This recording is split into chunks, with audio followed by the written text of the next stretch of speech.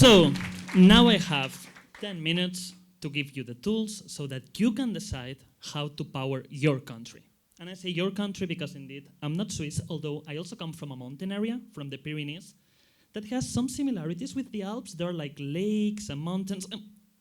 Okay, like they already told me no fake news. They are not lakes, actually. They are reservoirs, okay? There's a dam, but it's very beautiful. And on the other side from this dam, there is like this place where I used to spend a lot of time playing as a kid, etc.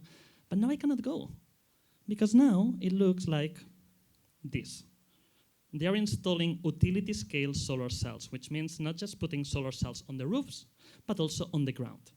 And of course, there has been some opposition, and being an agricultural region, this is how the opposition looked like. And this even made it to a point where the most watched movie in Catalan in history, which was also awarded with the Berlinale Prize 2 years ago, it goes on a family of farmers that get kicked out of their lands due to solar cells.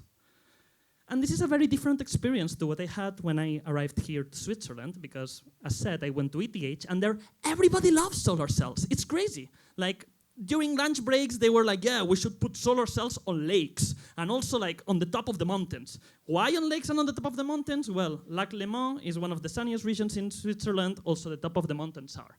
And I was like, guys, okay, maybe the numbers are right, but you're missing that a lot of people do not like this. So this is what I'm gonna talk about today. I'm not gonna go into politics or into economics, because this is a science slam. I will just tell you with physics and with numbers the reason so that you can decide whether this is what you want for your country or not. The first number, what they reference to, covering less than 1% of Swiss land with solar cells would be enough to generate enough electricity to power the country. Now, a lot of people think that's still a lot of area. Why is it so much area? Well, it's because solar cells are only 25% efficient, meaning that only 25% of the energy they get from the sun, it's transformed into useful electricity. Why is this?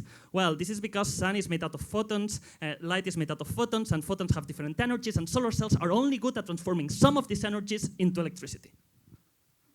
Let me turn those photons into my friends, the elephantons, to explain that to you, okay? Now, imagine that we have a zoo, a diverse zoo, where there's a lot of elephantons, and they tend to group depending on their energy levels, okay? We have the blue, highly energy elephantons over here. Over there, we have the green, more chill elephantons. And then we have the red, very chill elephantons sitting over there, okay? Now, imagine the elephantons playing the game of absorption, which is just a jumping game, just like the high jump game that you see in the Olympics. How they react, the different elephantons? Well, the red elephantons would not have enough energy to jump over the hurdle, so they will waste their energy. The green elephantons would just have the right amount of energy to convert their energy into a clear jump. And the blue, highly energetic elephantons, they will have so much energy that they will jump well above the hurdle. However, since the objective was just to clear it, all this extra energy is wasted. They are achieved exactly the same as the green elephantons. And the thing is, independently from at which height the hurdle, it's always gonna be like this. There's nothing we can do. I just summarized a full semester of semiconductor physics to you, and this is the reason why, even if scientists like me try very hard, there will never be a solar cell which can convert more than 33% of the energy in light into electricity. Now, this is not only with solar cells. Every time you have a transformation from one kind of energy to the other, you tend to lose energy. It's impossible to achieve a 100% efficiency. Let me give you another example so that you understand. And it is the heat engine, which might not tell you much, but the most primitive version was the steam engine, which actually powered the Industrial Revolution. And still nowadays, we use versions of it, for example, in cars, and also in the power plants that transform fossil fuels into electricity. Now, how does this work? The heat is transformed into movement. So there you have the steam from this pressure cooker is just moving the turbine. Now, why cannot this be 100% efficient? Well, it is because if you'd go and touch the steam on the other side with your hand, you'd see that it's actually still pretty hot. Meaning, not all the temperature that we put in the water is actually going in to move the turbine. There's a part which is wasted as wasted heat. To give you a bit of an intuition to this, let me use another example of another sport. Let me use the javelin throw. Who do you think that won this final in the 2024 Olympic Games? This Indian gentleman? Or this Pakistani gentleman? Huh, India, Pakistan, no politics.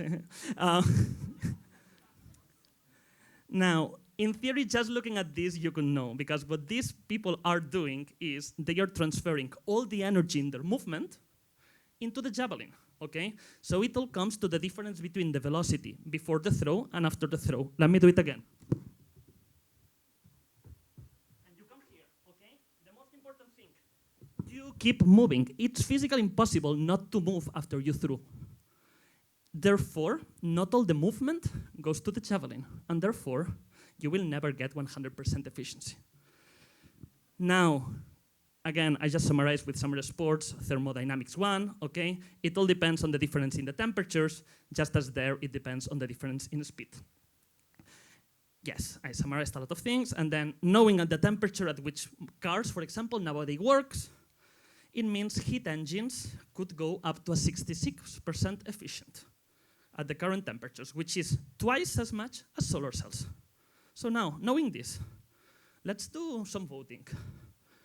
Who of you would like to have 1% of Swiss land, roughly the equivalent to Lake Geneva, covered with solar cells?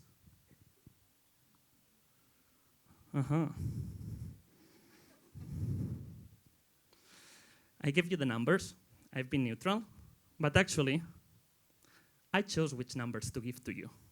Now I'm going to give you another numbers in the other 3 minutes, and think about whether after these 3 numbers, you still have the same opinion, those of you who did say no, okay?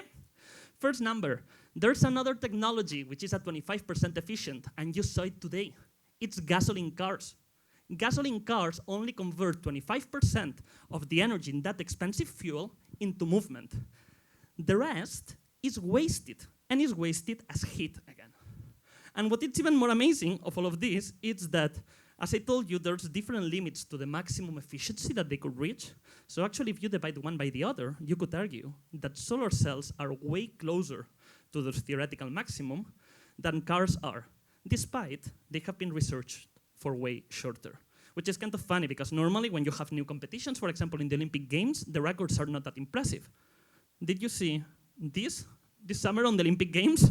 The breakdancing, I think me with my yellow belt in capoeira would do better. This only happened because breakdancing was a discipline that was just introduced this year. Next year, Australia is not gonna send her, okay? But for cars, despite 120 years of research, they are still at a lower percentage of their maximum theoretical thing than solar cells are. Just something to keep in mind. Something else, 2% of Switzerland, it's currently covered by roads and parking space for these inefficient machines. So I think a lot of people, when they think about that, they do not realize that 1% for solar apparently it's too much, but 2% of car and changing the whole country seems to be enough. So look, at the end, those are the numbers, and the way I chose to present them was intentional. Do not try, I'm not here to tell you whether you should cover your country with solar cells or not. But what I would like you to take from this is, when somebody tells you it's no politics, it's just numbers, question which numbers they are not showing.